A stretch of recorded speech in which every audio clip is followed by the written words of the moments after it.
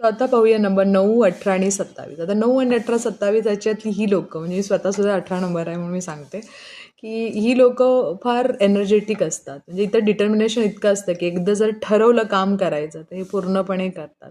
स्वतःचं 100% देतात. अतिशय एनर्जेटिक असतात. कुणालाही घाबरत नाहीत.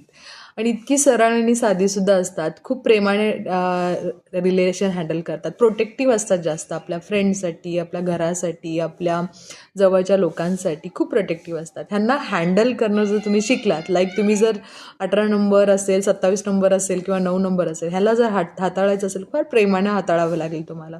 जर अशाशी तुम्ही वाईट भाषा केलीत किंवा ह्याच्यावर रागवलात, मग हा फार चवताळणारा नंबर आहे. म्हणजे खूप रागीट नंबर असा मानला जातो. मग तो काहीही करू शकतो. लाईक ह्याला आर्मीचं नाव दिलं जातं, सेनापतीचं नाव दिलं जातं. त्याला असं म्हटलं जातं की हा सेनापती आहे, खूप एनर्जेटिक असतो.